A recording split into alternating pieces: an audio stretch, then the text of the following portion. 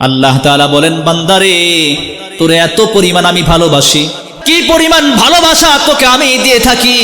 তুই যখন এক সপ্তাহ পরেও, এমনকি এক বছর পরেও যদি তুই যখন নামাজ পড়ার ইচ্ছা করস, আর মসজিদে আয়েশা যখন ইমাম সাহেবের পিছনে হোক, একই ভাবে হোক, যেইভাবেই হোক, তুই যখন নামাজের মধ্যে দাঁড়ায়া আল্লাহু আকবার বলে যখন নিয়তটা বাঁধস, আর যখন কেরাত পড়া শুরু করে দাস, সূরা ফাতিহা পড়া শুরু করে দাস, আল্লাহ বলে, বান্দা তুই যখন পড়স আলহামদুলিল্লাহি রাব্বিল আলামিন, তুই যখন আমার প্রশংসা করা শুরু করে দেস, আল্লাহ তাআলা তখন বান্দার তেলাওয়াতের প্রতি পরিপূর্ণ মনোযোগ দিয়ে দেন।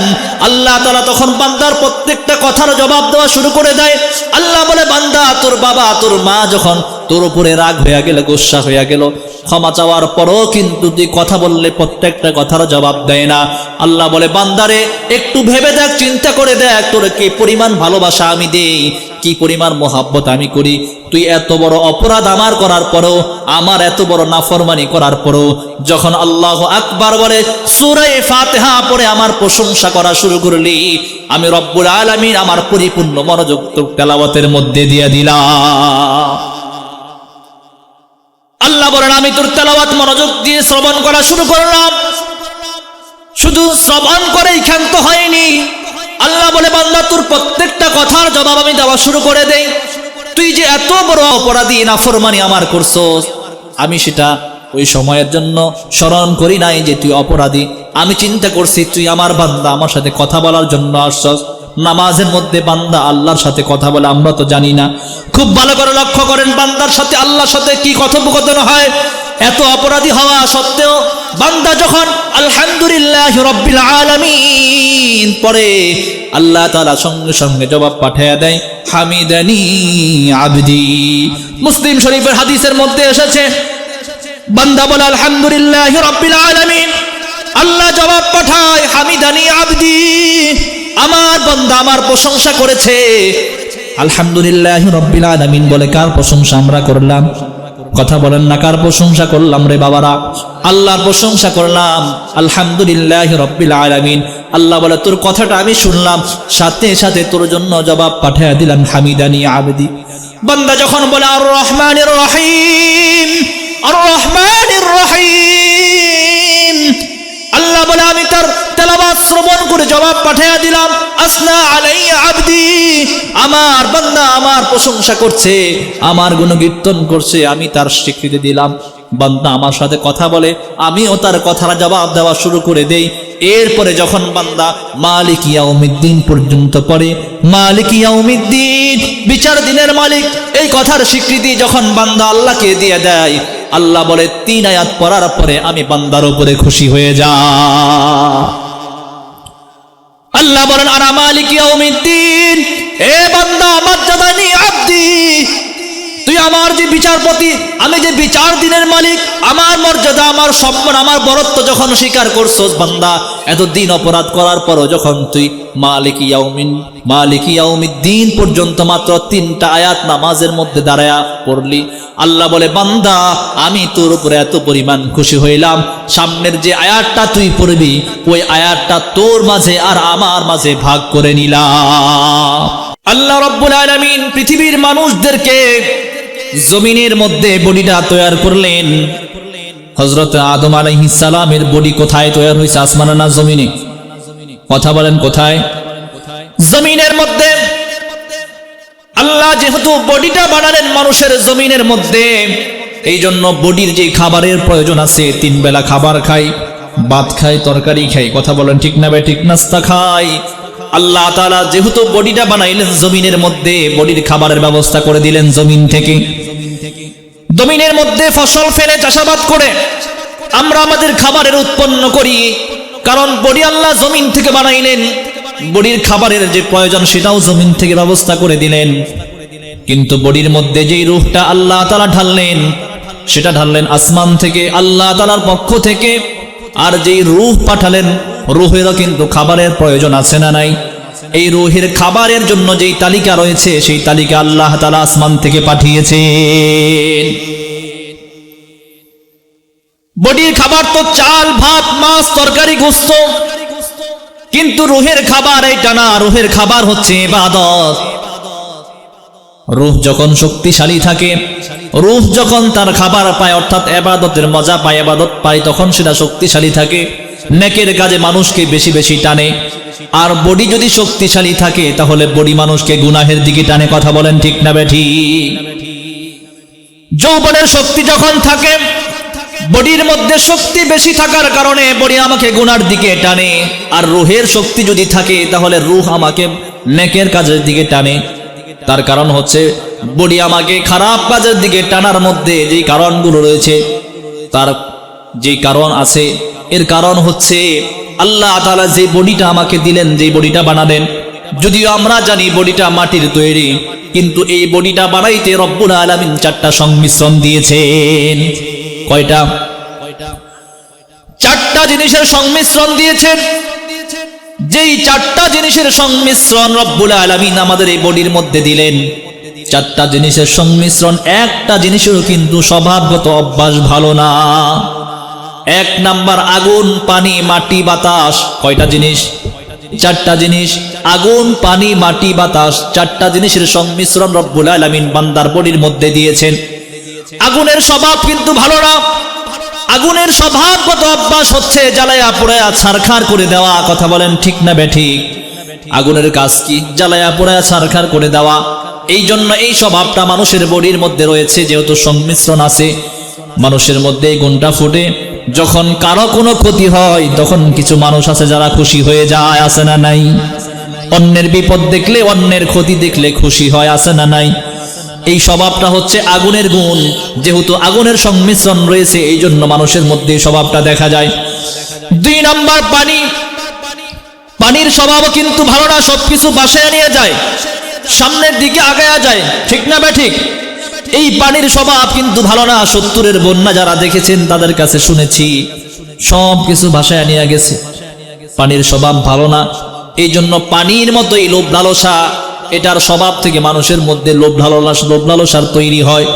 এই জন্য দেখবেন বয়স 90 হয়ে যায়, পাও একটা কবরের মধ্যে চলে গেছে, তখনও পর্যন্ত দুনিয়ার চাকচিক্যের দিকে থায়া থাকে। লোভ লালসা 80-90 হয়ে গেছে, তখনও পর্যন্ত যদি সামনে দিয়ে কোনো সুন্দরী রমণী চলে যায়, মাথাটা ঘোরায়া চোখ কেরায়া কেরায়া চায় সুন্দরীর দিকে। তার কারণ হচ্ছে বয়স 90 হয়েছে, তাতে কি হয়েছে, কিন্তু ভিতরে তো পানির সেই লোভটা এখনো পর্যন্ত রয়ে গেছে, ঠিক না বেঠি? সংক্ষেপ কথা, 3 নাম্বার হচ্ছে মাটি। আগুন, পানি, মাটি, বাতাস। 3 নম্বরে যে সংমিশ্রণ আমাদের বডির মধ্যে রয়েছে সেটা হচ্ছে মাটি। মাটির গুণাগুণ কিন্তু ভালো না। মাটির অভ্যাস হলো গোপন করে রাখা, সবকিছু নিজের মধ্যে লুকায়া রাখা। এই জন্যই দেখেন মাটির নিচে তেলের খনি পাওয়া যায়, মাটির মধ্যে ঘ্যাসের খনি পাওয়া যায়, ঠিক না বেঠিক? মাটি এগুলোকে গোপন করে রাখছে, লুকায়া রাখছে। মাটির স্বভাব যেহেতু মানুষের মধ্যে আসছে, কারণ আমাদের এই বডির মধ্যে মাটি আছে না নাই? কথা বলেন, আছে না নাই? মাটির সংমিশ্রণ দিয়ে যেহেতু বডি বানানো হয়েছে, এই জন্য মানুষের মধ্যেও গোপন করার সেই গুণটা রয়ে গেছে, মানুষের মধ্যেও গোপন করার লুকানোর সেই স্বভাবটা রয়েছে। এই জন্য স্বামীর অন্তরে কি আছে স্ত্রী জানে না, স্ত্রীর মনের মধ্যে কি আছে স্বামী জানে না। স্ত্রী লুকায়া লুকায়া পরকিয়া করে, স্বামী জানে না। স্বামী লুকায়া লুকায়া পরকিয়া করে, রাত 12টা বাজে ফোন আসে, বাইরে যায় কথা বলে আসে। স্ত্রী জিজ্ঞাসা করে কান ফোন কার সাথে কথা বললা? স্বামী বলে তুমি চিনবা না, আমার এক ভাইয়ের সাথে কথা বলছি। লুকাইছে কি লুকায় নাই? এই যে লুকানোর যে স্বভাবটা, অভ্যাসটা, এটা মাটির থেকে আসছে। এই যে মাটির, এটার গুণাগুণ ভালো না, এই জন্য মানুষের মধ্যে গোপন করা, লুকানো বস্তু, এই স্বভাবটা মানুষের মধ্যে রয়েছে। তার কারণ হলো মাটির সংমিশ্রণ রয়েছে। মাটির গুণাগুণ হচ্ছে গোপন করা, এই জন্য মানুষও গোপন করে রাখে। কথা বলেন ঠিক না বেঠিক? এরপর হচ্ছে বাতাস। মানুষের এই বডির মধ্যে যে বাতাস আল্লাহ সংমিশ্রণ দিলেন, এই বাতাসের স্বভাবও কিন্তু ভালো না। বাতাস যখন দেখবেন বেলুনের মধ্যে প্রবেশ করায় যদি ছেড়ে দেন, এটা উপরের দিকে উঠে যাবে। বেলুন চিনির বাচ্চা বলা বাইনে খেলে, এটার মধ্যে হাওয়া দিয়ে ছাড়া দিয়ে এটা উপরের দিকে উঠে যাবে।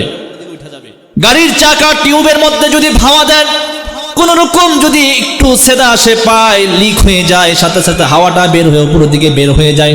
কথা বলেন ঠিক না বেঠিক? বাতাসের গুণ হলো উপরে উঠে যাওয়া স্বভাব। এই জন্য মানুষের মধ্যে এই স্বভাবটা রয়েছে, যেহেতু বডির মধ্যে সংমিশ্রণ আছে, এই জন্য মানুষ দেখবেন একজন আরেকজনকে কিভাবে ড্যাঙ্গানো যায়, কিভাবে কে কার উপরে উঠতে পারে।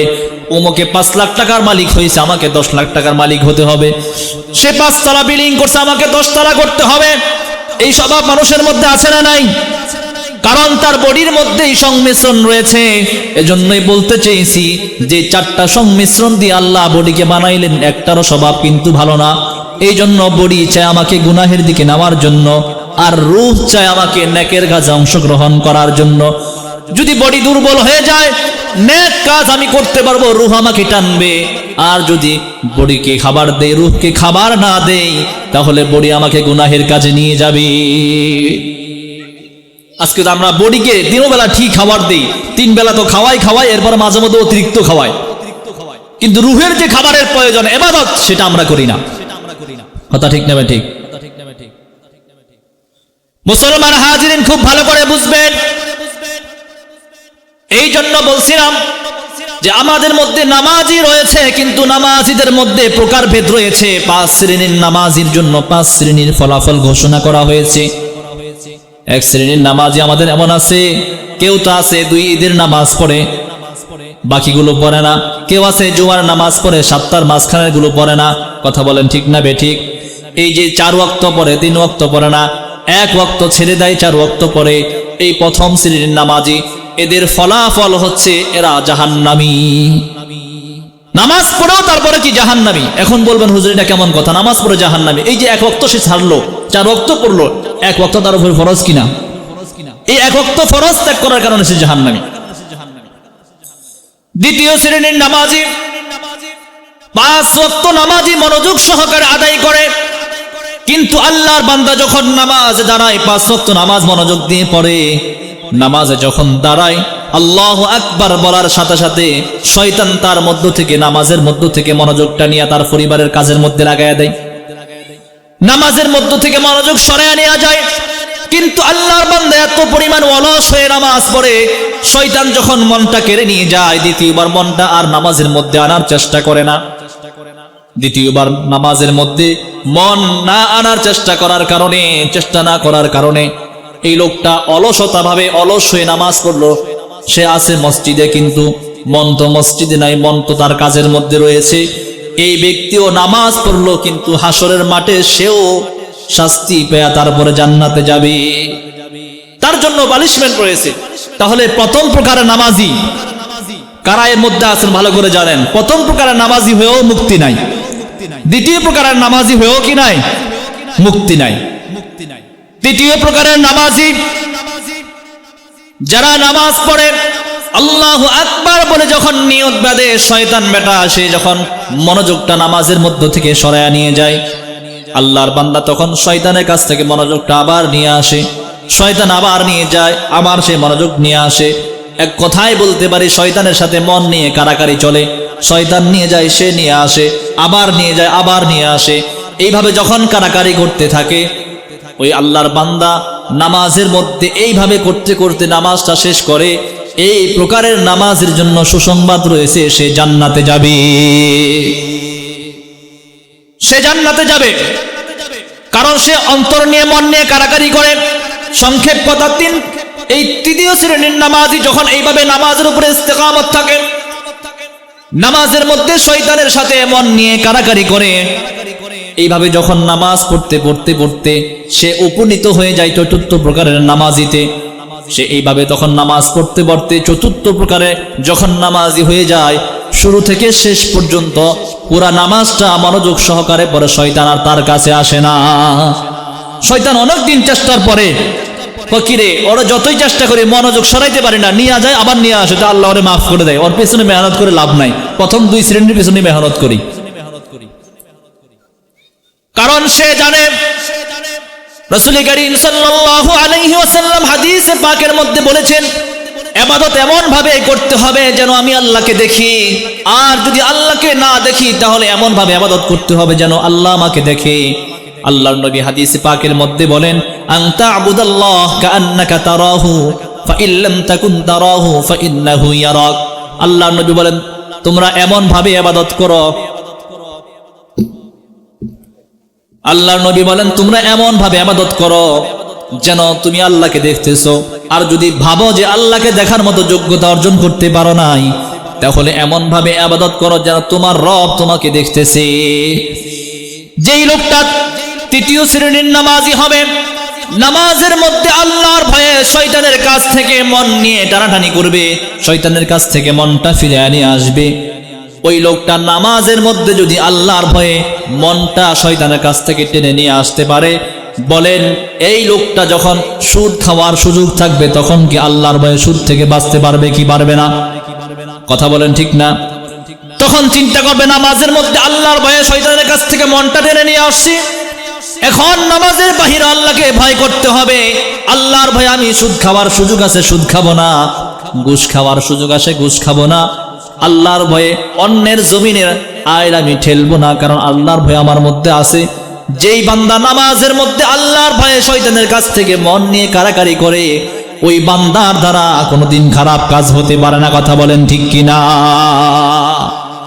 এজন্যই তো কোরআনে কারীমের মধ্যে আল্লাহ তাআলা বলেছেন ইন্নাস সালাতা তানহা আনিল ফাহশাই ওয়াল মুনকার।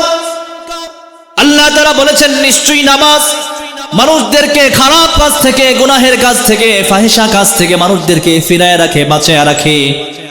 নামাজ মানুষদেরকে ভালো কাজের দিকে টানে, নামাজ মানুষদেরকে গুনাহের কাজ থেকে ফিরায় রাখে, বাঁচায় রাখে। কোন নামাজ? এখন আপনারা প্রশ্ন করবেন হুজুর আমরা তো দেখি অনেক মানুষ নামাজও পড়ে, নামাজের বেলায় মসজিদের প্রথম কাতারে তাকে দেখা যায়, কিন্তু দুর্নীতির বেলায়ও কিন্তু তাকে প্রথম শ্রেণীর মধ্যে দেখা যায়, আছে না নাই? নামাজের বেলায়ও প্রথম কাতারে পাওয়া যায়, সুদের বেলায়ও প্রথম শ্রেণীর এলাকার মধ্যে আছে না নাই? নামাজের বেলায় দেখি প্রথম কাতারে যায় জামাতের সহিত নামাজ পড়ে, কিন্তু ঘুষ খাওয়ার বেলায়, দুর্নীতির বেলায়, মানুষের জমিন ঠেলাঠেলির ব্যাপারে সেও এক নম্বরে আছে না নাই? তাহলে বললেন যে নামাজ মানুষকে খারাপ কাজ থেকে বাঁচায় রাখে, কোন নামাজ? সেটা হলো এই যে নামাজের কোয়ালিটি বললাম, প্রথম শ্রেণীর নামাজের দ্বারা এটা হবে না, দ্বিতীয় শ্রেণীর নামাজের দ্বারা এটা হবে না, তৃতীয় শ্রেণীর নামাজি আর চতুর্থ শ্রেণীর নামাজি যদি হতে পারে, যেই নামাজি নামাজের মধ্যে আল্লাহর ভয়ে শয়তানের কাছ থেকে মনটা টেনে নিয়ে আসে, ওই নামাজির দ্বারা কখনো খারাপ কাজ হতে পারে না। নামাজি হতে হবে চতুর্থ প্রকার, তৃতীয় প্রকার, এই দুই প্রকার নামাজি হলে মুক্তি পাওয়া যাবে। পঞ্চম প্রকার নামাজ হচ্ছে নবীদের নামাজ, আম্বিয়াদের নামাজ, যাদের নামাজের সাথে তুলনা করা যায় না। কমপক্ষে আমাদের তৃতীয় শ্রেণীর অথবা তৃতীয় চতুর্থ এই দুই শ্রেণীর নামাজই হওয়া লাগবে। কথা বলেন ঠিক কিনা? প্রথম শ্রেণী হলো মুক্তি নাই, দ্বিতীয় শ্রেণী হলো মুক্তি নাই। নামাজ দিয়ে যদি আমি আল্লাহর জান্নাতে যেতে চাই, তাহলে আমাকে নামাজি হতে হবে তৃতীয় শ্রেণীর অথবা চতুর্থ শ্রেণীর নামাজি। যেই নামাজি শুরু থেকে শেষ পর্যন্ত পুরা মনোযোগটা নামাজের মধ্যে রাখে, অথবা শয়তান যখন মনোযোগটা নিয়ে যায় আবার মনোযোগ টেনে নামাজের মধ্যে নিয়ে আসতে হবে, শয়তানের সাথে মন নিয়ে কারাকারি করতে হবে। এখন আপনারা কে কোন শ্রেণীর মধ্যে আছে, নামাজ পড়লে নিজেরা হিসাব করে বুঝে নেবেন যে আমি কোন শ্রেণীর নামাজের মধ্যে আছি। যদি প্রথম দুই শ্রেণীর মধ্যে থাকেন, তাহলে সেখান থেকে বের হয়ে আসতে হবে যে প্রথম শ্রেণীর মধ্যে থেকেও আমার মুক্তি নাই, দ্বিতীয় শ্রেণীর মধ্যে থেকেও আমি মুক্তি পাবো না, আমাকে কমপক্ষে তৃতীয় শ্রেণী অথবা চতুর্থ শ্রেণী হলে তো কোনো কথাই নাই।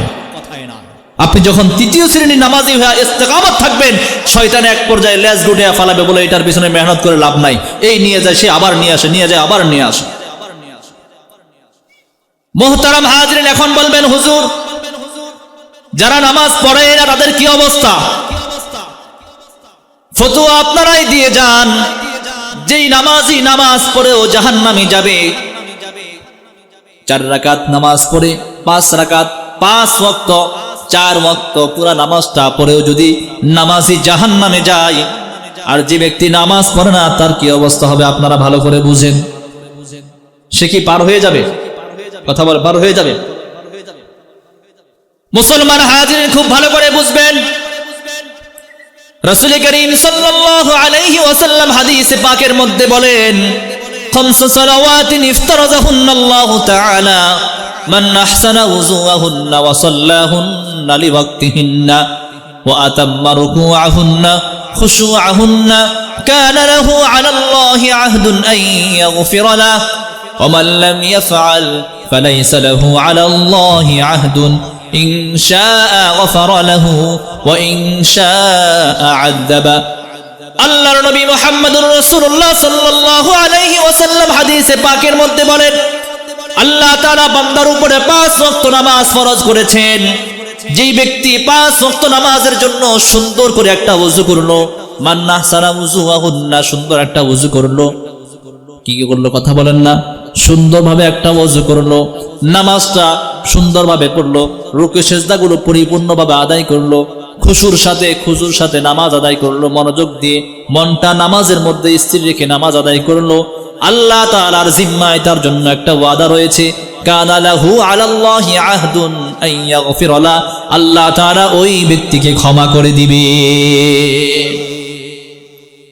আর যেই ব্যক্তি নামাজ পড়বে না, ওযু সুন্দরভাবে করলো না, রুকু সিজদা সুন্দরভাবে আদায় করলো না, মোট কথা নামাজই পড়লো না, তার ব্যাপারে আল্লাহর জিম্মায় কোনো ওয়াদা নাই। আল্লাহ তাআলা যদি চান ওই ব্যক্তিকে ক্ষমা করতে পারেন, আর যদি চান তাকে শাস্তিও দিতে পারেন।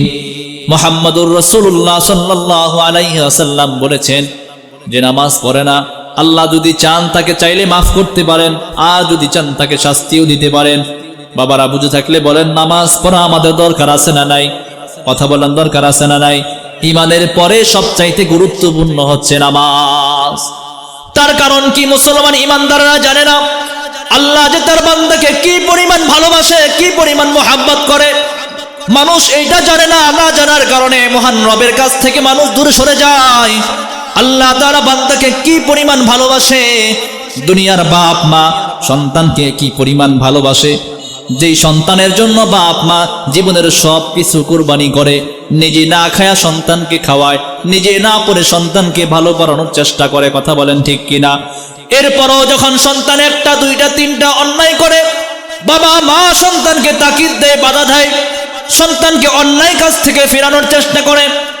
সমাজের লোকগুলো যখন বাবাকে এসে নালিশ করে, তোমার সন্তানে অপরাধ করেছে, তোমার ছেলে তোমার মেয়ে অপরাধ করেছে, এ অন্যায় করেছে, বাবা যখন চিন্তা করে দেখে সন্তানের জন্য সমাজে মুখ দেখাইতে পারি না, এত অন্যায় করে, সমাজের মধ্যে এমনও নজির রয়েছে যেই বাবা যেই মা সন্তানের ভবিষ্যতের জন্য, সন্তানের জন্য জীবনের সব কিছু কুরবান করে দিয়েছে, ওই বাবা মা পর্যন্ত নিজের আদরের সন্তানটাকে ত্যায্য পুত্রে করে ঘর থেকে বের করে দেয়। আছে না নাই?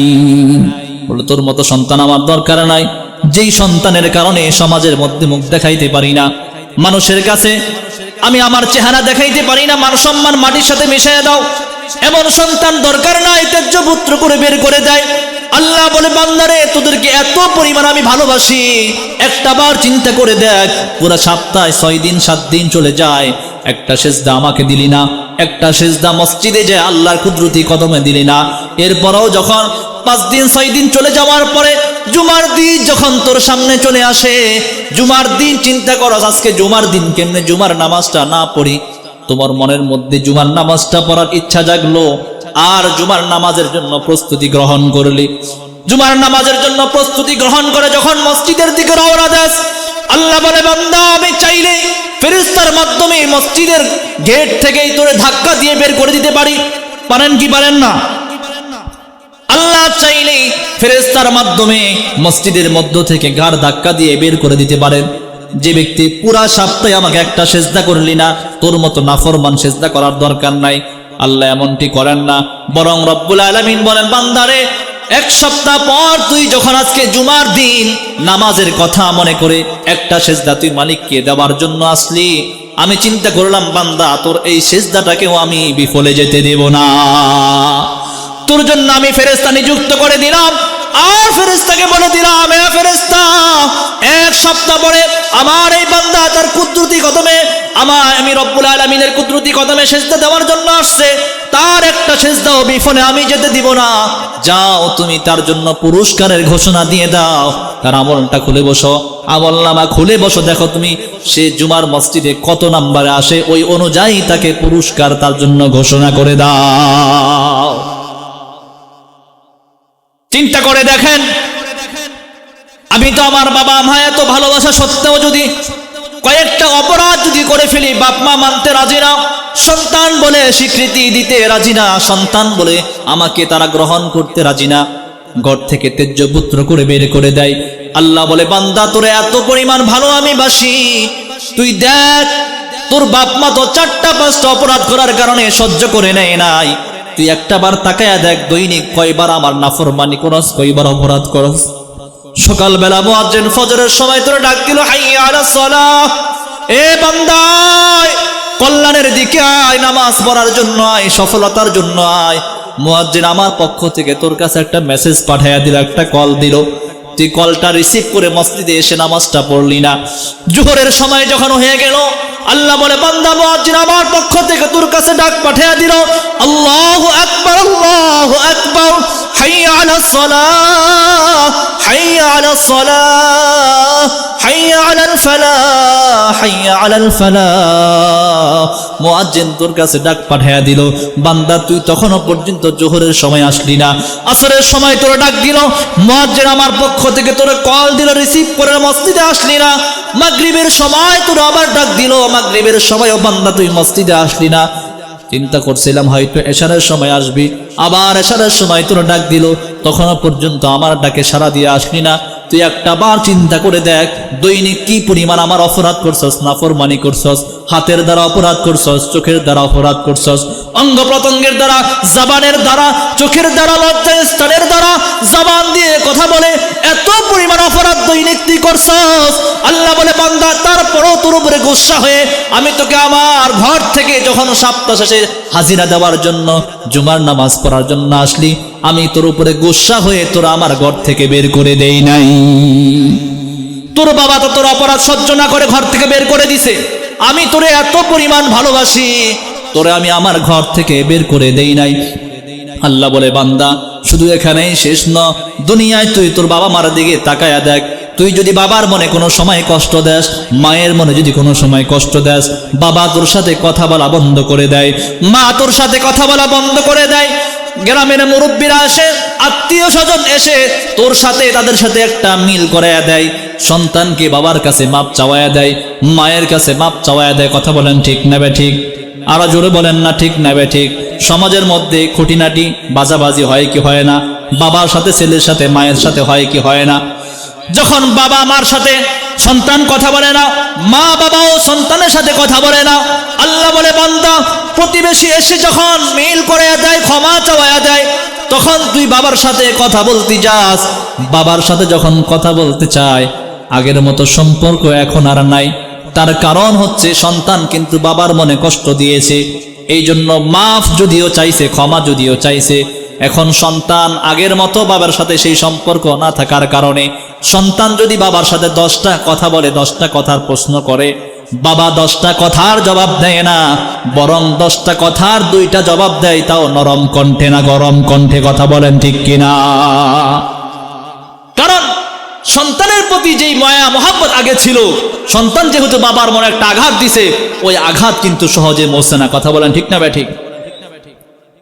প্রতিবেশী আয়সা, মুরব্বীরা আয়সা মাপ চাওয়া দিছে, এরপরও মনের মধ্যে খুব রাগ। এখন সন্তান 10টা কথা বললে বাবা সবগুলোর জবাব দেয় না, 4-5টা পরে ধম করে একটা ঠাস করে মারা ইটের মতন করে বলে কি বলে না? ঠিক না বে ঠিক? কথা বাস্তব না অবাস্তব?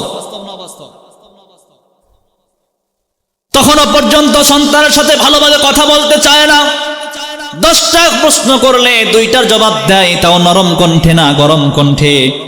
আল্লাহ তাআলা বলেন বান্দারে তোরে এত পরিমাণ আমি ভালোবাসি, এ বান্দা তোকে এত পরিমাণ মোহাব্বত আমি করি, তুই একটা বার চিন্তা করে দেখ কি পরিমাণ ভালোবাসা তোকে আমি দিয়ে থাকি। তোর বাবা তো মাপ চাওয়ার পরও তোর সাথে ভালো ব্যবহার করতে রাজি নয়, তোর সাথে সুন্দরভাবে কথা বলতে রাজি নয়। আল্লাহ বলে বান্দা আমি তোর এত পরিমাণ মোহাব্বত করি আর ভালোবাসি, তুই যখন 1 সপ্তাহ পরেও, এমনকি 1 বছর পরেও যদি তুই যখন নামাজ পড়ার ইচ্ছা করস, আর মসজিদে আয়েশা যখন ইমাম সাহেবের পিছনে হোক, একই ভাবে হোক, যেইভাবেই হোক, তুই যখন নামাজের মধ্যে দাঁড়ায়া আল্লাহু আকবার বলে যখন নিয়তটা বাঁধস, আর যখন কেরাত পড়া শুরু করে দাস, সূরা ফাতিহা পড়া শুরু করে দাস, আল্লাহ বলে বান্দা তুই যখন পড়স আলহামদুলিল্লাহি রাব্বিল আলামিন, তুই যখন আমার প্রশংসা করা শুরু করে দেস, মুসলমান ইমানদার খুব ভালো করে বুঝবেন, মুসলিম শরীফের মধ্যে হাদিস এসেছে, হাদিসে পাকের মধ্যে এসেছে, আল্লাহ তাআলা তখন বান্দার তেলাওয়াতের প্রতি পরিপূর্ণ মনোযোগ দিয়ে দেন। আল্লাহ তাআলা তখন বান্দার প্রত্যেকটা কথার জবাব দেওয়া শুরু করে দেয়। আল্লাহ বলে, বান্দা তোর বাবা তোর মা যখন তোর উপরে রাগ হয়ে গেল, গোসা হয়ে গেল, ক্ষমা চাওয়ার পরও কিন্তু তুই কথা বললে প্রত্যেকটা কথার জবাব দেয় না। আল্লাহ বলে, বান্দারে একটু ভেবে দেখ, চিন্তা করে দেখ, তোর কি পরিমাণ ভালোবাসা আমি দেই, কি পরিমাণ মোহাব্বত আমি করি। তুই এত বড় অপরাধ আমার করার পরও, আমার এত বড় নাফরমানি করার পরও যখন আল্লাহু আকবার বলে সূরা ফাতিহা পড়ে আমার প্রশংসা করা শুরু করলি, আমি রব্বুল আলামিন আমার পরিপূর্ণ মনোযোগ তোর তেলাওয়াতের মধ্যে দিয়ে দিলাম।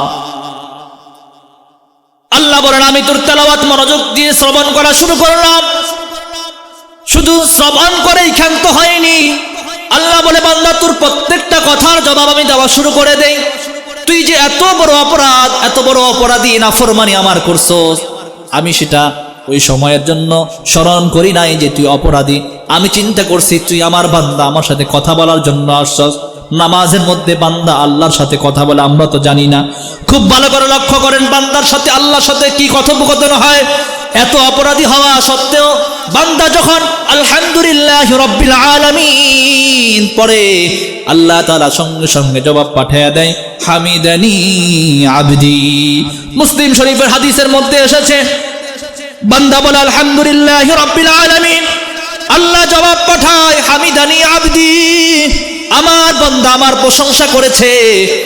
আলহামদুলিল্লাহি রাব্বিল আলামিন বলে কার প্রশংসা আমরা করলাম? কথা বলেন না, কার প্রশংসা করলাম রে বাবারা? আল্লাহর প্রশংসা করলাম, আলহামদুলিল্লাহি রাব্বিল আলামিন। আল্লাহ বলে, তোর কথাটা আমি শুনলাম, সাথে সাথে তোর জন্য জবাব পাঠিয়ে দিলাম, হামিদানি আবদি। বান্দা যখন বলে আর রহমানির রহিম, আর রহমানির রহিম, আল্লাহ বলে আমি তার তেলাওয়াত শ্রবণ করে জবাব পাঠিয়ে দিলাম, আসনা আলাইয়া আবদি, আমার বান্দা আমার প্রশংসা করছে, আমার গুণকীর্তন করছে, আমি তার স্বীকৃতি দিলাম। বান্দা আমার সাথে কথা বলে, আমিও তার কথার জবাব দেওয়া শুরু করে দেই। এরপরে যখন বান্দা মালিক ইয়াউমিদ্দিন পর্যন্ত পড়ে, মালিক ইয়াউমিদ্দিন, বিচার দিনের মালিক, এই কথার স্বীকৃতি যখন বান্দা আল্লাহকে দিয়ে দেয়, আল্লাহ বলে 3 আয়াত পড়ার পরে আমি বান্দার উপরে খুশি হয়ে যা। আল্লাহ বলেন, আনা মালিক ইয়াউমিদ্দিন, এ বান্দা মাজ্জাদানি আবদি, তুই আমার যে বিচারপতি, আমি যে বিচার দিনের মালিক, আমার মর্যাদা, আমার সম্মান, আমার বরত্ব যখন স্বীকার করছস বান্দা, এতদিন অপরাধ করার পরও যখন তুই মালিক ইয়াউমিদ্দিন পর্যন্ত মাত্র 3টা আয়াত নামাজের মধ্যে দাঁড়ায়া পড়লি, আল্লাহ বলে, বান্দা আমি তোর উপরে এত পরিমাণ খুশি হইলাম, সামনের যে আয়াতটা তুই পড়বি ওই আয়াতটা তোর মাঝে আর আমার মাঝে ভাগ করে নিলাম। হাযা বাইনি ওয়া বাইনা আবদি। বান্দা যখন বলে ইয়াকা না'বুদু ওয়া ইয়াকা নাস্তাঈন, ইয়াকা না'বুদু ওয়া ইয়াকা নাস্তাঈন, বান্দা যখন বলে ইয়াকা না'বুদু, আল্লাহ আপনার ইবাদত করি, ওয়া ইয়াকা নাস্তাঈন, আপনার কাছেই সাহায্য চাই, আল্লাহ বলে হাযা বাইনি ওয়া বাইনা আবদি, এই আয়াতটা অর্ধেক আমার মাঝে আর তোমার মাঝে ভাগ করে নিলাম। চিন্তা করেন আল্লাহ কি পরিমাণ খুশি হয়ে যান 3টা আয়াত পড়ার সাথে সাথে আমি যে এত বড় অপরাধী, আল্লাহ এটা স্মরণ রাখলেন না। আল্লাহ বলে, বান্দা তোর প্রত্যেকটা কথার জবাব আমি দেই, তোর বাবা মার মতো আমি তোর উপরে রাগ করে থাকবো না। বান্দা আলহামদুলিল্লাহি রাব্বিল আলামিন পড়লো, আর রহমানির রহিম পড়লো, মালিক ইয়াউমিদ্দিন পড়লো, আল্লাহ বলে আমি তোর 3 আয়াত পড়ার পরে তোর উপরে এত পরিমাণ খুশি হলাম যে পরের আয়াতটা আমি তোর মাঝে আর আমার মাঝে ভাগ করে নিলাম। সুবহানাল্লাহ। বান্দা যখন ইয়াকা না'বুদু ওয়া ইয়াকা নাস্তাঈন পড়ে, এর মানে কি? এর অর্থ হলো আমরা আল্লাহকে বললাম, ওগো আল্লাহ, ইয়াকা না'বুদু, আমরা আপনার ইবাদত করি, ওয়া ইয়াকা নাস্তাঈন, আপনার কাছে সাহায্য চাই। আল্লাহ বলে হাযা বাইনি ওয়া বাইনা আবদি, এই আয়াতটা তোর মাঝে আর আমার মাঝে ভাগ করে নিলাম। ওয়ালি আবদি মা সাআল, বান্দা তোর উপর আমি এত পরিমাণ খুশি হয়ে গেলাম, এবার তুই আমার কাছে যা চাইবি তাই পাইবি, কি চাইবি তুই চা। ওয়ালি আবদি মা সাআল, আমার কাছে এখন তুই কি চাইবি চা। আমরা তো জানি না মুসলমান নামাজের মধ্যে আল্লাহর সাথে আমাদের সাথে কি কথোপকথন হয়। যখন ইয়াকা না'বুদু ওয়া ইয়াকা নাস্তাঈন পর্যন্ত বললাম, আল্লাহ বলে এই আয়াত তোর মাঝে আমার মাঝে ভাগ করে নিলাম, তোর উপর আমি খুশি হয়ে গেলাম। ওলি আব্দি মা সাআল, এবার আমার কাছে কি চাইবি চা, আমি দেওয়ার জন্য প্রস্তুত। মুসলমান ইমানদার খুব ভালো করে বুঝেন, নামাজের মধ্যে তেলাওয়াত করবেন খুব মনোযোগ দিয়ে, ইয়াকা না'বুদু ওয়া ইয়াকা নাস্তাঈন। শুধু নামাজের মধ্যে না, নামাজের বাহিরেও রাখতে হবে। কথা বলেন ঠিক কিনা? নামাজের মধ্যে পড়ি ইয়াকা না'বুদু, আপনারই ইবাদত করি, ওয়া ইয়াকা নাস্তাঈন, আপনার কাছেই সাহায্য চাই। কিন্তু আমাদের অবস্থা মসজিদ থেকে বের হইলে ভুলে যায় দুনিয়ার মানুষের পাশে হাত পাতা থাকি। কথা বলেন ঠিক না ব্যাঠিক? অথচ প্রয়োজন মেটানোর জন্য সাহাবায়ে কেরাম কার কাছে বলছেন? নামাজ পড়ে আল্লাহর কাছে বলছেন। আমরাও তো আল্লাহর কাছে বলি ইয়াকা না'বুদু ওয়া ইয়াকা নাস্তাঈন, কিন্তু আমাদের ইয়াকিন আর বিশ্বাস পুরাপুরি ভাবে 100% আল্লাহর প্রতি রাখতে পারি না। আমাদের ইয়াকিন আর বিশ্বাস পুরাপুরি 100% রাখতে পারি না। আমরা বলি আমার ছেলেটা বিদেশ গেছে, ভালোই চলতেছি, খুব অভাবে সংসার ছিল, ছেলেটা ইটালি পাঠাইছি, এখন মোটা অঙ্কে টাকা পাঠাই, খুব আরামেই চলি। তার মানে বোঝা যায় তার ছেলেই তাকে চালাইতেছে। কথা ঠিক না ঠিক? তার কথার ধরনে বোঝা যায় কি ছেলেই তাকে কি করতেছে, তার ছেলেই তাকে কি করতেছে, চালাইতেছে। আসলে কি তার ছেলে তাকে চালায়? কথা বলেন না। কে চালায়? কে চালায়? আল্লাহ চালায়। কিন্তু তার কথা অনুযায়ী বোঝা গেল কি ছেলে চালায়। এটা খুব খারাপ জিনিস না? দুঃখজনক বিষয়। তার রিজিক তো আল্লাহর পক্ষ থেকে আসে। আমরা ইয়াকা না'বুদু ওয়া ইয়াকা নাস্তাঈনের উপর 100% ঈমান রাখতে পারি না। রাখতে হবে, আল্লাহর উপরে ইয়াকিন রাখতে হবে যে আমরা ইবাদত আল্লাহর করি, রিজিক আল্লাহ আমাদেরকে দিবেন। এজন্যই তো আল্লাহ তাআলা তার কোরআনে হাকিমের মধ্যে বলেন, ইয়া আইয়ুহাল্লাযীনা আমানুস্তাঈনু বিস-সাবরি ওয়াস-সালাহ। ঈমানদারেরা, তোমাদের যাদের সাহায্য প্রয়োজন, সহযোগিতার প্রয়োজন, রিজিকের অভাব অনটনে আছো, যার যা কিছু প্রয়োজন, যেই সাহায্যের প্রয়োজন, তোমরা আমার কাছে সাহায্য গ্রহণ করো, আমার কাছে সাহায্য চাও। দুইটা মাধ্যমে, একটা হলো সবর আর একটা হচ্ছে নামাজ। যখন আল্লাহ আমার উপরে খুশি হয়ে গেল, খুশি হয়ে বলতেছেন ওয়ালি আব্দি মা সাআল, বান্দা আমার কাছে কি চাইবি চা, আমি রব তোর সমস্ত প্রয়োজন পুরা করার জন্য, তোর সব কিছু দেওয়ার জন্য প্রস্তুত হয়ে গেলাম, তোর উপরে খুশি হয়ে গেলাম। এবার আল্লাহ চিন্তা করলেন বান্দা তো অল্প কিছু চাইবে, সামান্য চাওয়া, বড় জিনিস তো সে চাইতে পারবে না। একজন গ্রামের দরিদ্র কৃষককে যদি বলা হয় যাও সরকারিভাবে তোমার জন্য একটা বরাদ্দ আসছে, তুমি যা চাইবা, যত টাকা চাইবা তোমাকে দেওয়া হবে, ওই গরিব লোক সর্বোচ্চ হয়তো তার কাগজের মধ্যে 1 কোটির বেশি সে লিখবে না, কারণ তার কাছে 1 কোটি বহুত টাকা। কথা বলেন ঠিক কিনা? 10 লাখ 50 লাখ বলবে যে আমার প্রয়োজন, আমাকে 10 লাখ বা 50 লাখ টাকা দেন। বাজার আসছে যে তুমি কিছু চাইলে তোমাকে দেওয়া হবে সরকারিভাবে, সে 10 লাখ বা 50 লাখ বা 1 কোটি লিখলো, কারণ তার চাহাত কি ছোট। কথা বলেন ঠিক কিনা? আর এই টাকা সম্পদ সবকিছু একসময় কি হয়ে যাবে, ধ্বংস হয়ে যাবে। আল্লাহ তাআলা বুঝলেন বান্দাকে যদি এতটুকু বলেই ছেড়ে দেই যে কি চাইবি চা, তোকে সব দেয়া দিব।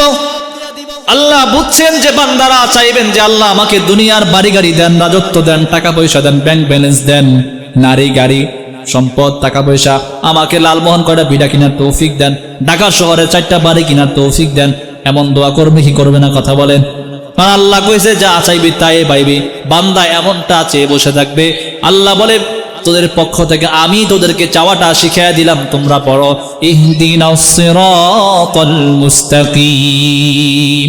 তোমরা আমার কাছে সিরাতে মুস্তাকিম চাও।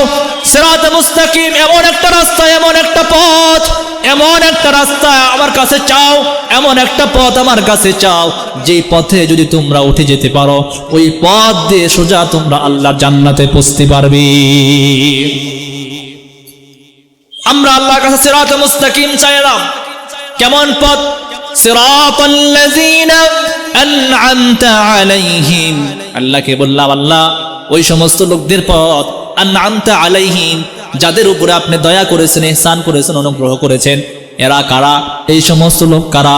কোরআনের মধ্যে এসেছে এই সমস্ত লোক হলো তারা, উলাইকাল্লাযীনা أنعم الله عليهم من النبيين والصديقين والشهداء والصالحين। চিৎকার করে বলেন আল্লাহু আকবার।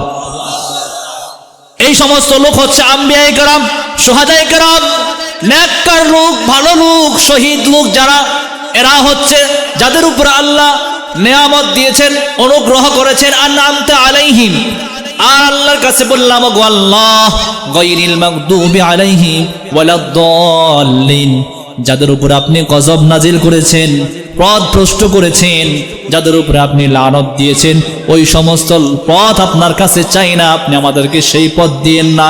যাদেরকে অনুগ্রহ করেছেন, দয়া দিয়েছেন, তাদের পথটা আপনি দয়া করে আমাদেরকে দেন। মুসলমান বান্দার সাথে নামাজের মধ্যে আল্লাহর এই সম্পর্ক হয়ে যায়। এত ভালো সম্পর্ক হওয়ার পরও এমন কিছু মানুষ রয়েছে যারা নামাজ পড়ে না। কথা বলেন ঠিক না বেঠিক? আছে না নাই? কথা বলেন আছে না নাই? নামাজ পড়ে না, কিন্তু এরপরও যে কিছু মানুষ নামাজ পড়ে, নামাজ পড়লো নামাজের মধ্যে মনোযোগ থাকে না। কথা বলেন ঠিক না বেঠিক? মনোযোগ দিয়ে নামাজ পড়ে না। এখন বলবেন হুজুর, নামাজের মধ্যে মনোযোগ কিভাবে রাখা যায়? সহজ একটা পন্থা আপনাদেরকে বলবো কিনা, কিভাবে মনোযোগ রাখা যায়। ইমাম গাজ্জালী রহমতুল্লাহি আলাইহি তার কিতাবের মধ্যে সুন্দর একটা উদাহরণ দিয়েছেন মানুষদেরকে বোঝানোর জন্য। বড় একজন আলেম বুজুর্গ ইমাম গাজ্জালী রহমতুল্লাহি আলাইহি, উলামায়ে কেরাম জানেন তার লেখাগুলো কত গুরুত্বপূর্ণ, কত দামি দামি লেখা লেখেন। ইমাম গাজ্জালী রহমতুল্লাহি আলাইহি বলেন, শয়তানের সাথে মানুষ যুক্তি দিয়া শক্তি দিয়া পারবে না। শয়তানকে কৌশলে অবলম্বন করতে হবে, সেটা দুনিয়ার মানুষের কৌশল দিয়া হবে না। তার কারণ হলো তিনি একটা তার কিতাবের মধ্যে উদাহরণ দেন। এই যে পৃথিবীর মধ্যে মানুষ মেহমানের বাড়িতে যায় কি যায় না? কথা বলেন। আমি আমার আত্মীয়র বাড়িতে যাই, আপনি আপনার আত্মীয়র বাড়িতে যান। ওই আত্মীয়র বাড়িতে আত্মীয় কুকুর পালে কি পালে না? কথা বলেন, পালে কি পালে না? আত্মীয়র বাড়িতে আত্মীয় কুকুর পালে। আমি যখন অপরিচিত একজন মানুষ তার বাড়িতে প্রবেশ করলাম, কুকুরটা আমার দিকে খাও খাও করে, আমার দিকে চিল্লানো শুরু করে, ঘেউ ঘেউ করে, যখন আমার দিকে আক্রমণাত্মক হয়ে যখন আমার দিকে আক্রমণের জন্য সে আগায় আসে, আমি কিন্তু কুকুরকে কোনোভাবেই থামাইতে পারি না। যখন তাকে মারার জন্য লাঠি নেই, তখন সে আরো চেতে যায়। কথা বলেন ঠিক না বেঠিক? যত চেষ্টা করি থামানোর জন্য পারি না। কিন্তু বাড়ির মালিক যখন সামনে আসে, আমি ডাক দিলাম, এই মিয়া, আমি কিন্তু তোমার বাড়ির মেহমান ভাই, তুমি তোমার কুকুর সামলাও। বাড়ির মালিক যখন কুকুরকে ডাক দিয়ে একটা, এই কুকুর থাম, আমার পরিচিত, আমার মেহমান। মালিক একটা ডাক দেওয়ার পরে কুকুর আর কোনো কথা বলে না। বাস্তব না বাস্তব? কুকুর যে পালে, যার বাড়ির কুকুর, সে যখন ডাক দেয়, এই কুকুর আমার পরিচিত, থাম, কুকুর আর কোনো কথা বলে না।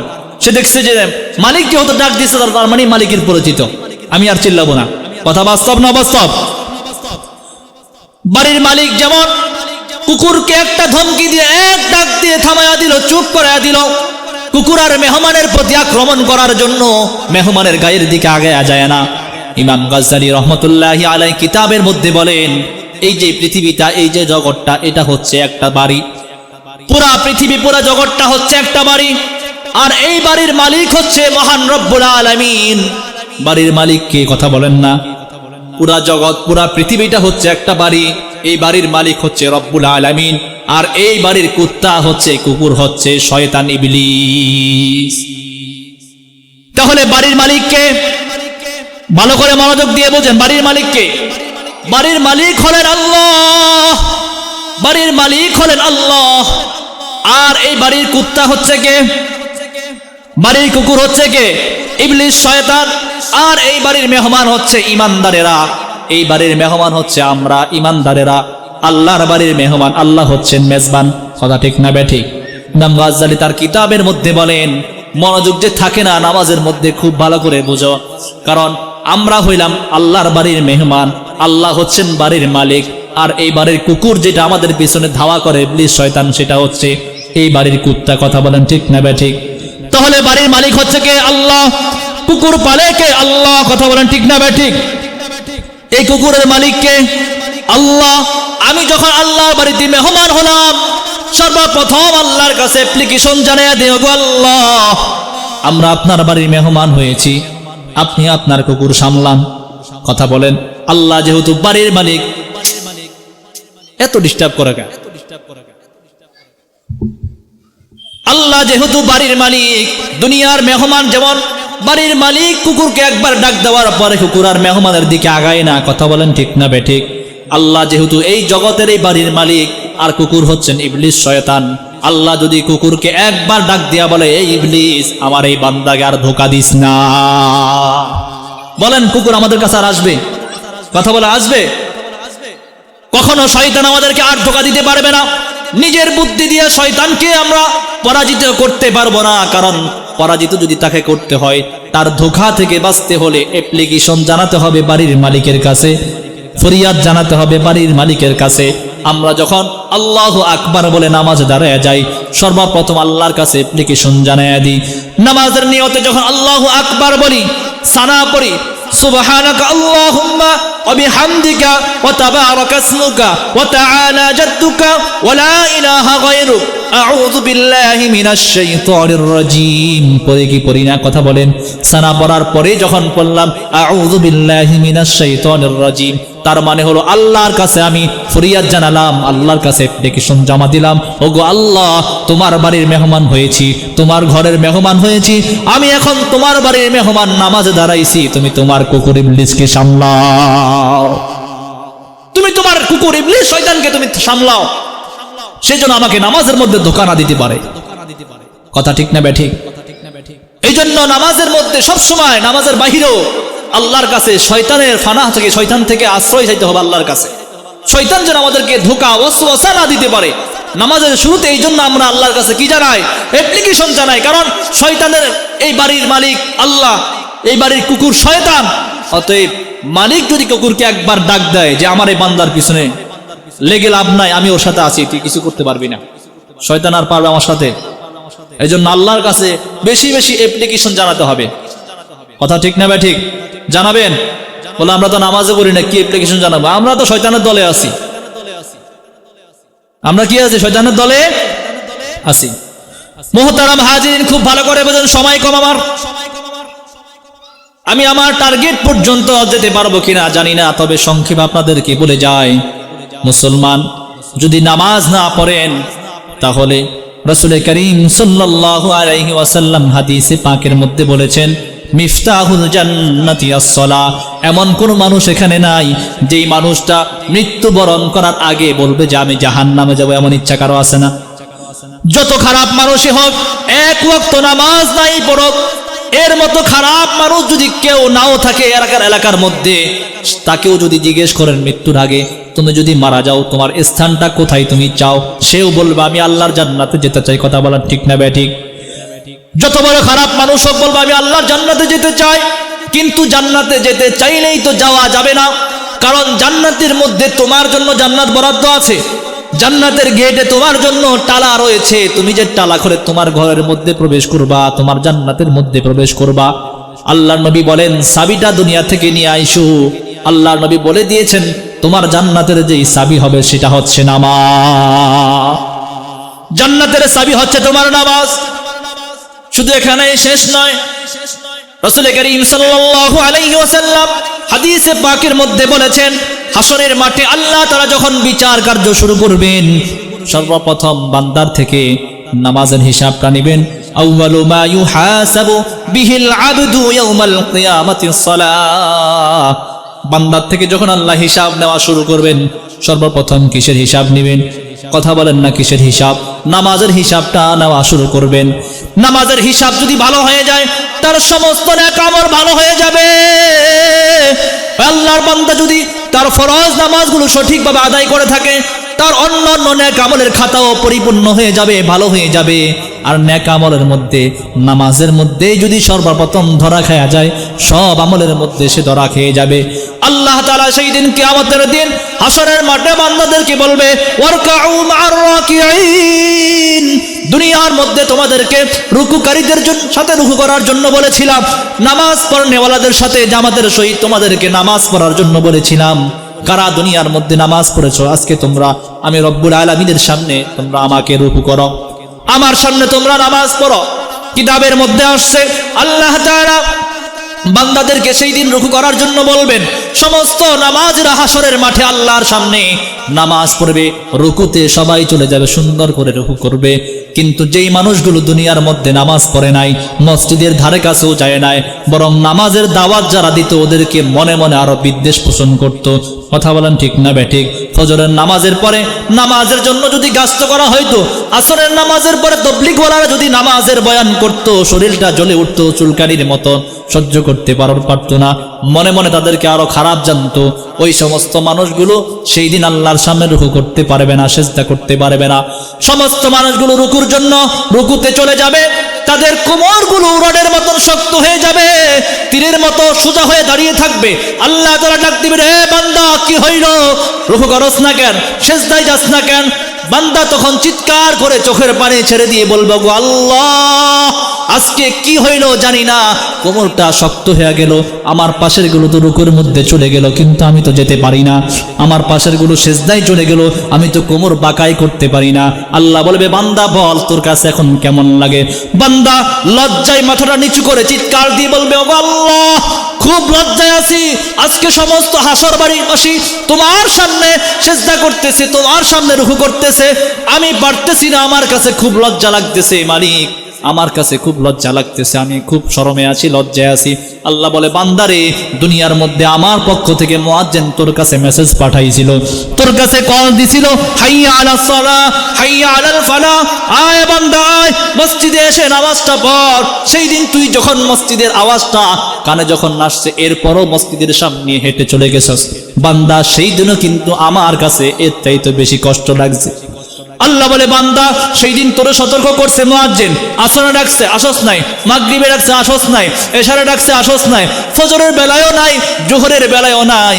আল্লাহ বলে, বান্দারে, সেই দিন আমার কাছে এত পরিমাণ কষ্ট লাগছে, আজকে বুঝ তোর কাছে তুই কেমন কষ্ট লাগে, আমার কাছে কিন্তু এর চাইতে বেশি কষ্ট লাগছে।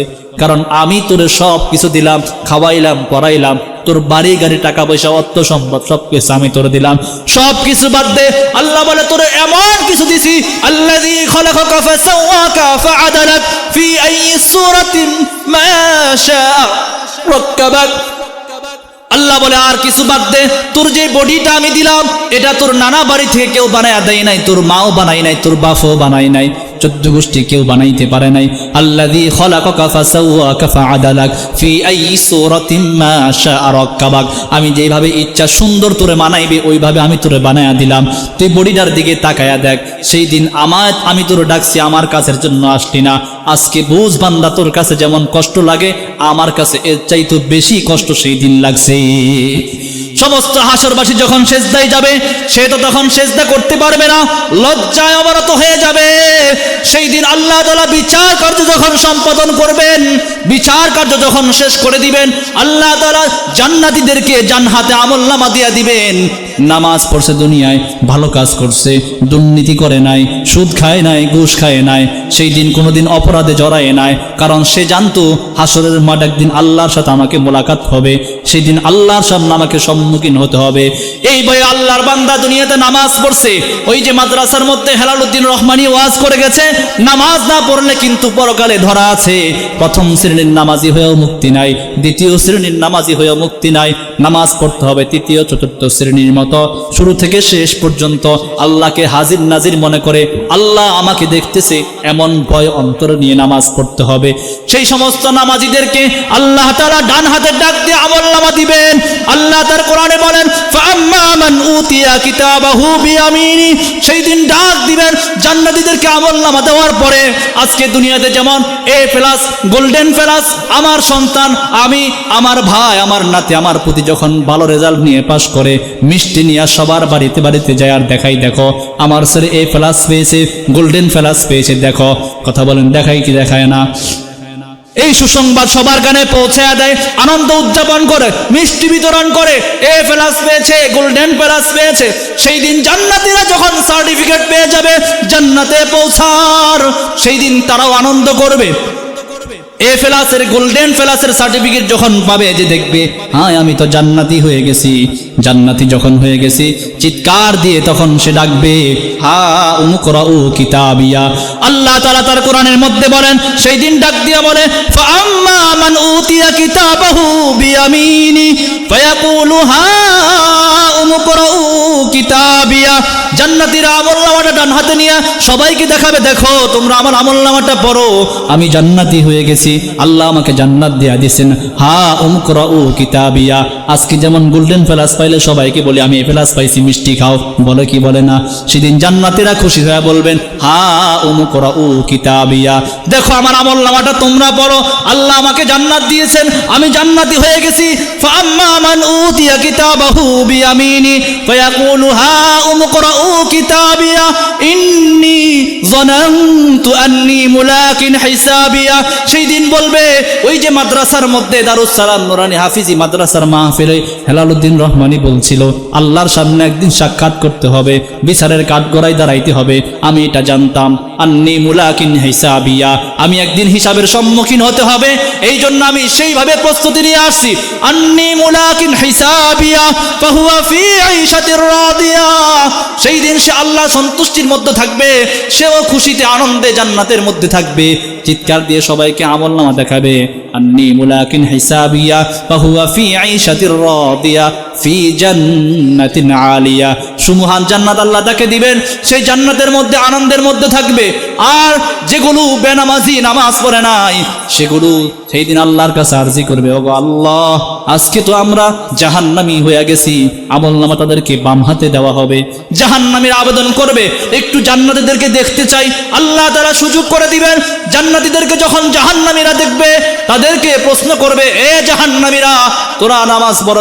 জাহান্নামীদেরকে জাহান্নামীরা বলবে, এ জান্নাতীরা জান্নাতের মধ্যে এত নাজ নেয়ামত, এত সুন্দর, এত আরাম আয়েশ কিভাবে ভোগ করতেছো? অথচ একসাথেই তো ছিলাম, আজকে আমরা জাহান্নামী তোমরা জান্নাতি, ব্যাপার কি? ঘটনা কি? কি ব্যাপার? আমরা কেন জাহান্নামে আইলাম? জাহান্নামীরা সেই দিন চিৎকার দিয়ে অপরাধ স্বীকার করে সেই দিন প্রশ্ন করবে জান্নাতীদেরকে, আর যে তারা জাহান্নামী হয়েছে সে আমলনামাগুলো বাম হাতে দেওয়া হবে। আল্লাহর কোরআন বলেন, ওয়া আম্মা মান উতিয়া কিতাবাহু বিশিমালি ওয়া আম্মা মান উতিয়া কিতাবাহু বিশিমালি ফায়াকুলু ইয়া লাইতানি লাম উতা কিতাবিয়া।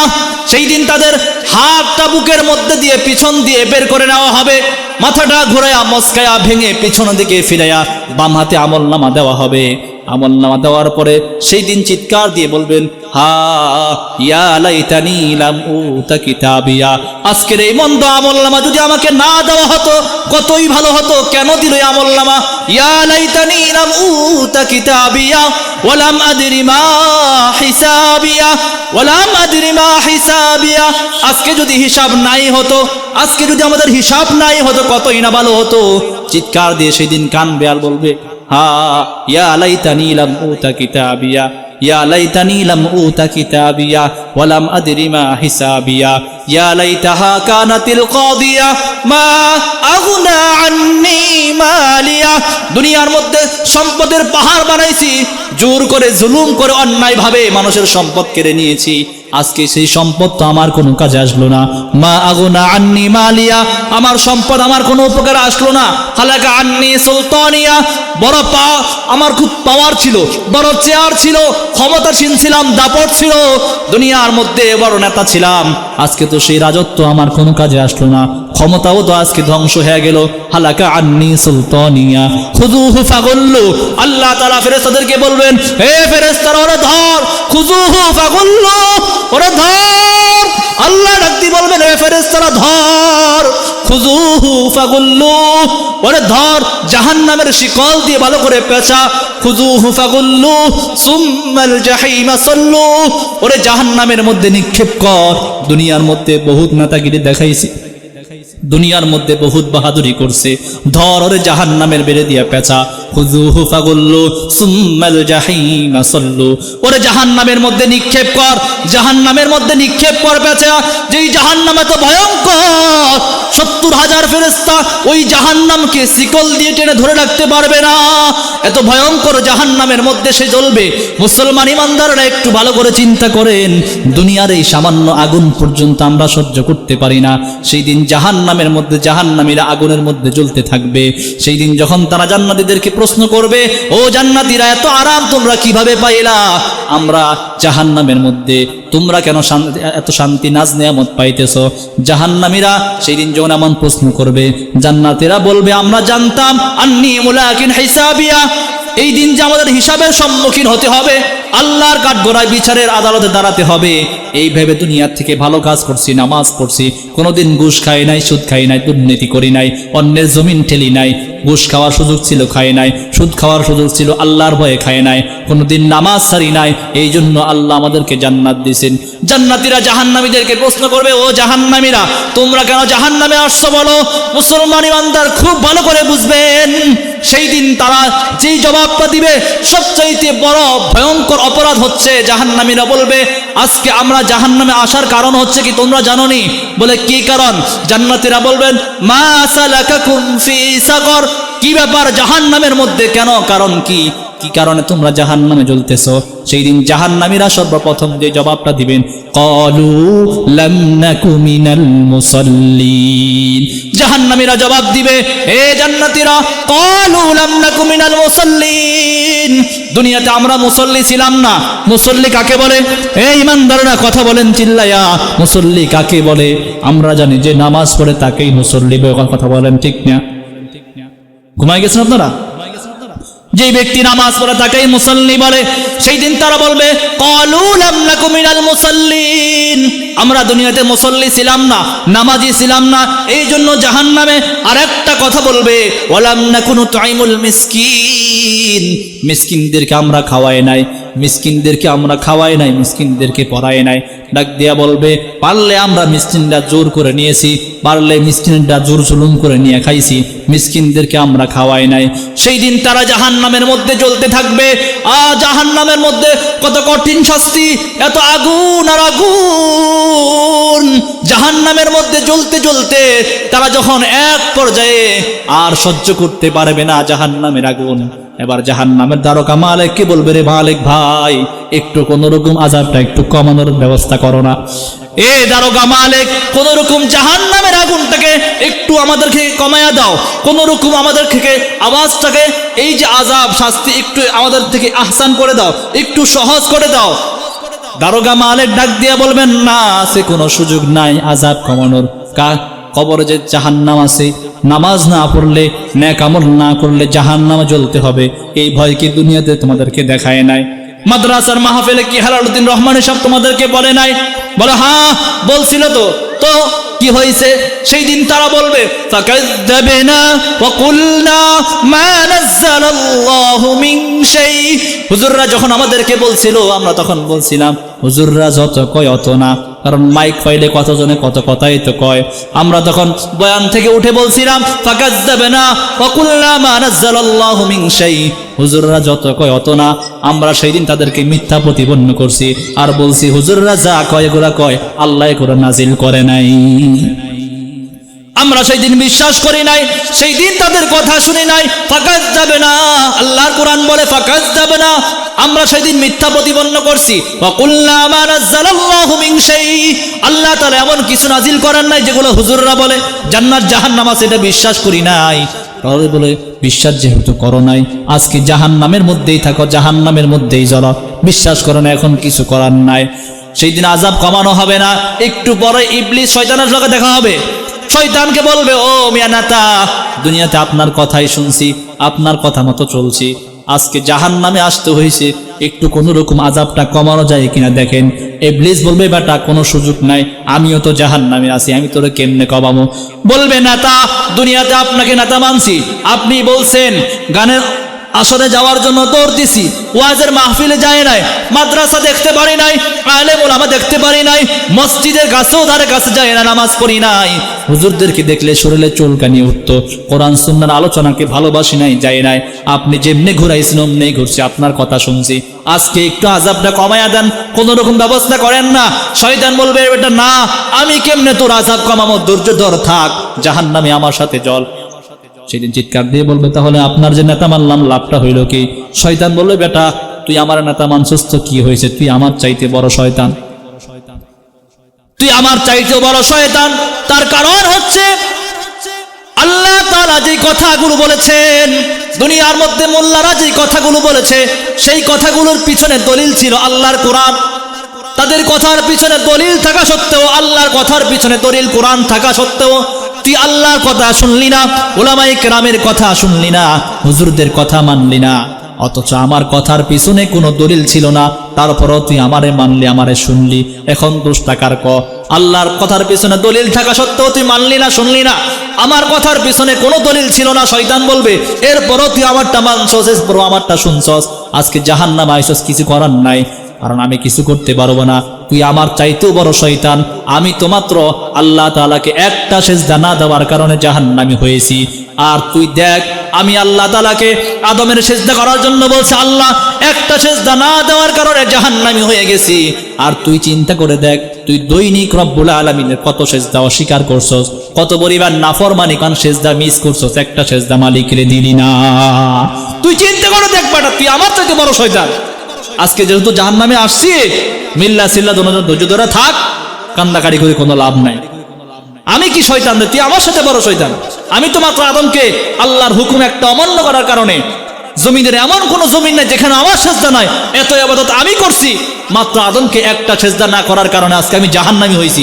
আর তুই তো বেটা এত বড় শয়তান, তুই দৈনিক হিসাব করে দেখ আল্লাহর কত পরিমাণ নাফরমানি করছস, কত পরিমাণ অবাধ্য হইছস, দৈনিক কয়টা সেজদা মালিকের দাস নাই, কই না দেখ।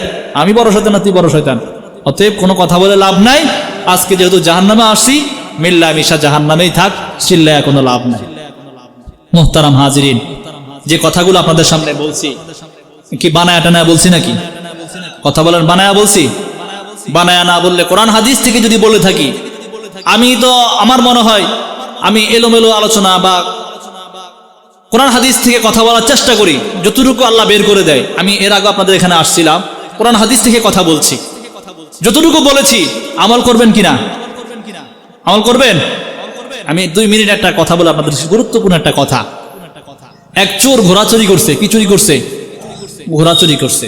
মানে আপনারা যে আমল না করলে কি হবে আমি একটু বুঝাইতেছি। ঘোড়া চুরি করার পরে চোরের লিডার একজনকে বললো এই ঘোড়াটা নিয়ে বাজারে বিক্রি করে যাও, বাজারে বিক্রি করে দিয়ে আসো। তো মালিক যখন ঘোড়া বিক্রির জন্য গেল, পাঠাইছে কারে? আরেক চোরকে, সহকারী চোরকে পাঠাইছে, লিডার, চোরের লিডার। বাজারে যায় ঘোড়া বিক্রির জন্য দাঁড়িয়ে আছে, ওখানে আরেক বাটপার আসছে ঘোড়া ক্রয় করার জন্য। চোরের উপরে বাটপার আসছে ঘোড়া ক্রয় করার জন্য। এখন বাটপার চোরকে বলতেছে যে ভাই তোমার ঘোড়া কি দৌড়ায়? বলে মিয়া কও কি, আমার ঘোড়া খালি দৌড়ায়নি, আমার দৌড়ার বোর খুব স্পিড। চাইও কিন্তু আমি কিন্তু টেস্ট করে নিম, মন মতো না হইলে নিব না। ঠিক আছে তুমি টেস্ট করে নিও, সমস্যা নাই। দাম কত? দাম এত। রাজি হয়ে গেছে। ঠিক আছে, শর্ত আমি আগে টেস্ট করে নিই চালায়া। ঠিক আছে নাও। বাটপারে ঘোড়াটা নিয়ে আবার ঠিক আছে আমি যাইলাম লালমনের দিকে। চালানো শুরু করছে, তো বাজারে খাড়া দিয়েছে। সন্ধ্যা হয়ে গেছে মাগার, এখনো কিন্তু ঘোরাফেরা আর আসে না, আর ক্রেতাও আসে না। যখন গভীর রাত্র হয়ে গেল, সে বুঝতে পারছে তার সাথে একটা বাটপারি হয়েছে, সে চোর বাটপারি হয়েছে। সে ভাঙ্গা মন নিয়ে, মনটা বেজার করে লিডারের কাছে গেছে, চোরের লিডারের কাছে যায়া বলতেছে, চুপ করে দাঁড়িয়ে আছে। এখন লিডার বলতেছে ঘোড়া কত বিক্রি করছো, দাও টাকা দাও। কথা বলে না কেন? তখন লিডারকে বলতেছে যে লিডার ঘোড়া কত বিক্রি করছে, জবাব শুনবেন? কহা বলো। যেই দামে কিনা ওই দামে বেচা, যেই দামে কিনা ওই দামে বেচা। বুঝলাম না তো। আমরা যেমন চুরি করে আনছি, তার মালিকের টাকা দিয়ে যায় নাই, টাকা দিয়ে আসি নাই। আমাদের কাছ থেকেও একজন বাটপারি করে নিয়ে গেছে, আমারও টাকা দেওয়া যায় নাই। মানে সমান সমান। কি সমান সমান?